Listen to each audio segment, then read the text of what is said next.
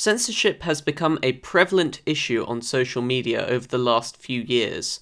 With the introduction of shadow banning, skewed algorithms, and hate speech regulation, the ability for people using platforms such as Facebook and Twitter to express themselves freely is being suppressed. What's more, this comes with the consent and encouragement from left-wing activists who fail to realise that the same censorship they advocate for will eventually affect them someday.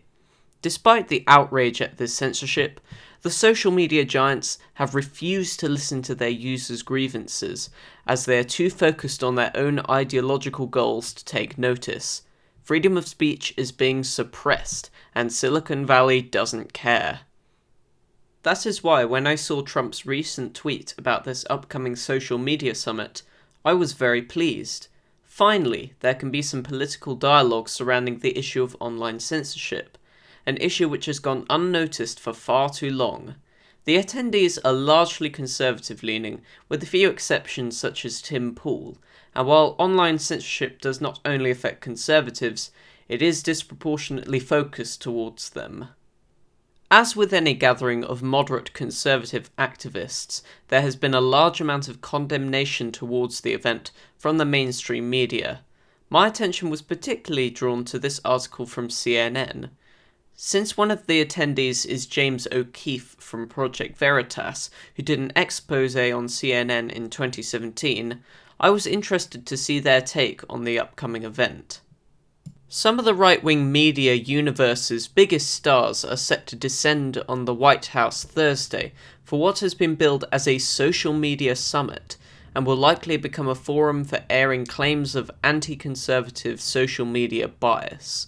In addition to inviting leaders from traditional conservative think tanks such as the Heritage Foundation and Claremont Institute, the White House has requested the presence of far-right internet personalities and trolls, some of whom have pushed conspiracy theories, lies, and misinformation.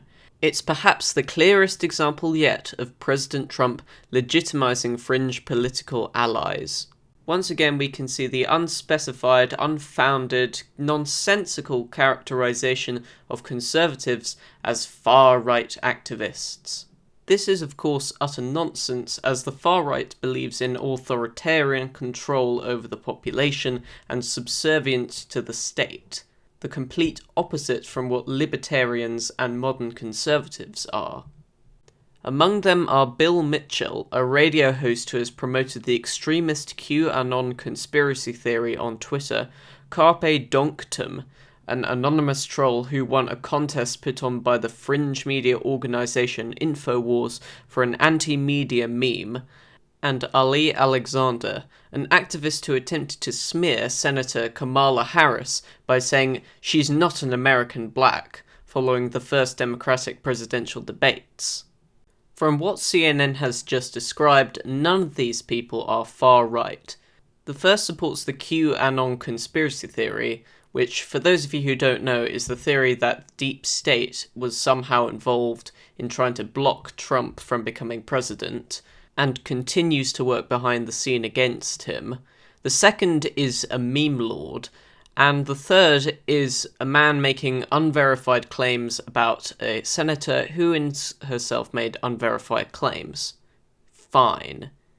None of this is far right, though. But let's see what else CNN has to say.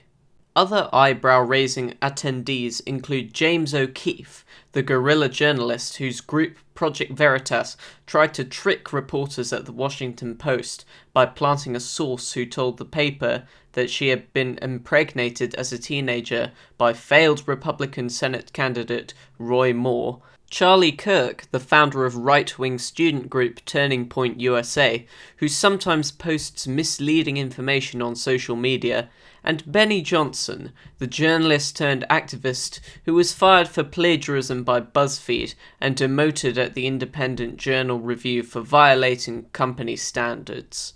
Again, CNN is just describing flaws in each person's character and not describing their politics. They haven't given us any information as to why they're far right or that they're far right at all. In fact, the impression I just seem to get is that they're just conservatives. And that's because they are. CNN is framing it in this way because they're a dying company. They're losing views, while alternative media is gaining views. Therefore, it is convenient to frame things in a way of, here's somebody you don't know, here's why you shouldn't like them, as it makes their audiences more attached to the legacy media and subsequently less likely to explore new forms of alternative media. CNN also has somewhat of a grudge against Project Veritas, as they did an expose on CNN in 2017, which revealed a lot about the inner workings of the company and the general culture within. This was just one of many articles I found online, all stating that Trump was inviting far-right activists to this conference. However, none of the articles mentioned that among the attendees would be Dennis Prager, a Jewish political commentator, and Tim Pool, a centre-left journalist. There was also some criticism from right-wing commentator Paul Joseph Watson. I'm guessing he's referring to accounts that had been taken down by social media platforms, such as InfoWars, but censorship also exists in other forms such as shadow banning, so I'm not too sure what his point is. Nevertheless, it'll be interesting to see what happens as a result of this meeting. Hopefully there can be some real progression with regards to censorship online and how to tackle it. Companies such as Facebook and Twitter have for too long acted as publishers, when legally they're supposed to act as public forums. As many other commentators have said, the internet is the new public square, and thus must be treated as such. You cannot bar any law-abiding citizens from the public square. Hopefully this is another step towards the creation of an Internet Bill of Rights that will set this whole issue of censorship aside. While not everyone invited to this meeting is perfect, they are victims of Silicon Valley in some way. So it should be interesting to see what arises as a result of this. In particular, I think Tim Pool could be quite insightful as to how these companies work, as he's actually spoken with Jack Dorsey.